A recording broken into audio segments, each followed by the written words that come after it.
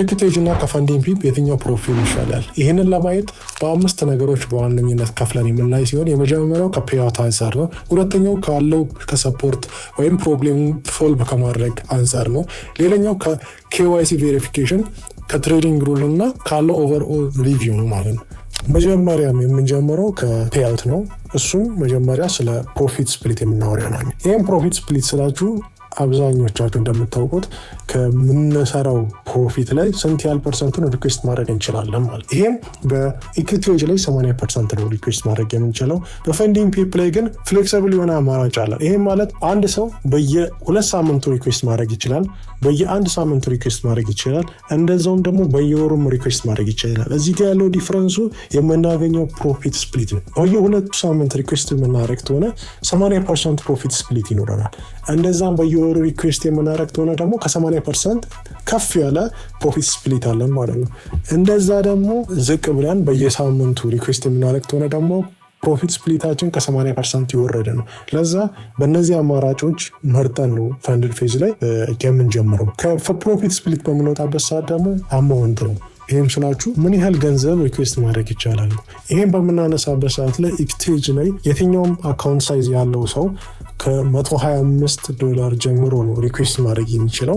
ይህም 80% አሁን ለምሳሌ $125 ሪኩዌስት ያደረገ ሰው 80% ሲወሰድ ሚኒመም $100 ይገባለታል ማለት ነው። ሌላኛው ደግሞ ፈንዲንግ ፒፕ ነው። ፈንዲንግ ፒፕ ደግሞ እንደዚሁ ፊክስድ የሆነ ቫልዩ የለም። ይህም እንደየ አካውንቱ ሳይዝ የሚለያይ ነው።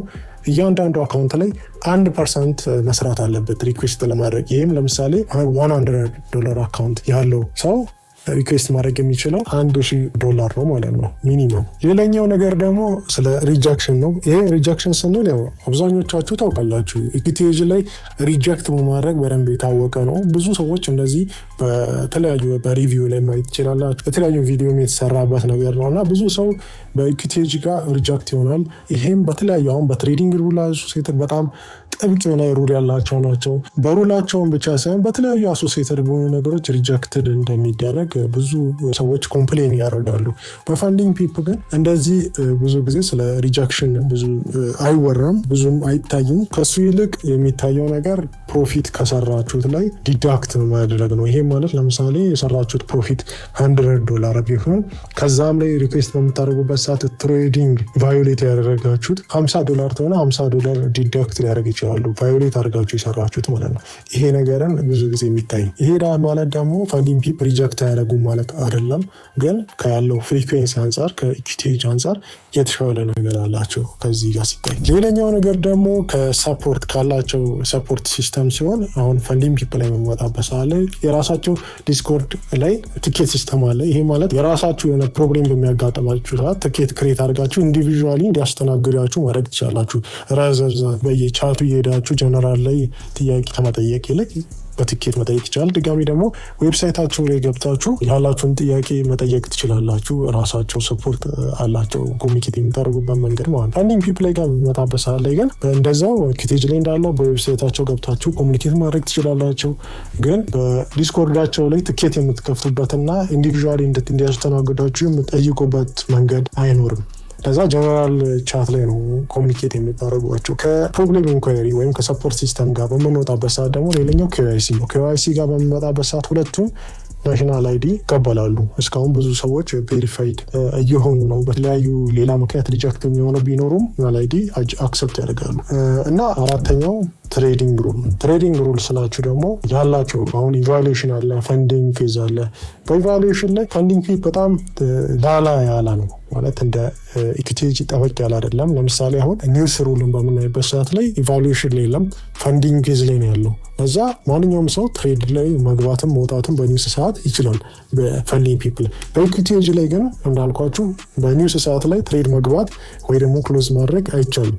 በ2 ሚኒት ቢፎር ኤንድ አፍተር ኒውስ ኢቫሉዌሽን ፔጅ ላይ ማለት ነው። ፈንዲንግ ፌዝ ላይም ዘሴም ነው ኢኩዊቲ። ሌሎቹም ሩሎች በጣም ብዙ ከፈንዲንግ ፒፕ በበለጠ በጣም ብዙ ሪስትሪክትድ የሆኑ ሩሎች አሉት በኢኩዊቲ ላይ። ከዛም ተወድ ያደርገዋል ሩሎቹ። አምስተኛው ደግሞ ሪቪው ነው። አብዛኞቻችሁ የምታውቁት ትረስት ፓይለት ነው። ሁላችሁም ገብታችሁ ሁለቱም ፕሮፊል ያላቸውና ሪቪው ማየት ትችላላችሁ። ይህም ክሊርሊ ፈንዲንግ ፒፕ የተሻለ ሪቪው አለው ከኢኩዊቲ የተሻለ በጣም ሪቪው አለው ኪቴጅ። በእርግጥ የራቀም በጣም መጥፎ የሚባልም ሪቪው ባይኖረውም ግን ከፋንዲንግ ዌቭ ጋር ሲነጻጸር የወረደ ወይም እንድትፈሩ የሚያደርግ አይነት ሪቪዎችን እዛ ላይ ማግኘት ትችላላችሁ። ማለትም እዛም ከመግዛት ያሰበ ሰው እዛ ላይ ገብተው ቼክ ማድረግ ያለበት ይህን ዌብሳይት ማለት ነው። ይሄ ሪቪው ኤዱኬሽናል ፐርፖዝ ላይ ነው፣ ምንም አይነት ፋይናንሻል አድቫይስ አይደለም። እና ራሳችሁ ፈንድ አካውንት የመግዛት ሀሳብ ያላችሁ ልጆች የራሳችሁን ሪሰርች አድርጋችሁ የሚሻለውን በራሳችሁ መርጣት እንድትወስኑ ላለው። ጥያቄ ያላችሁ ኮሜንት ላይ ጥያቄያችሁን ጠይቁ።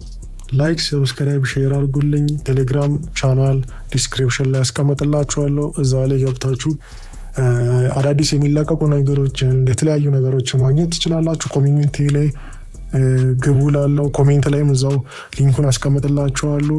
ፒስ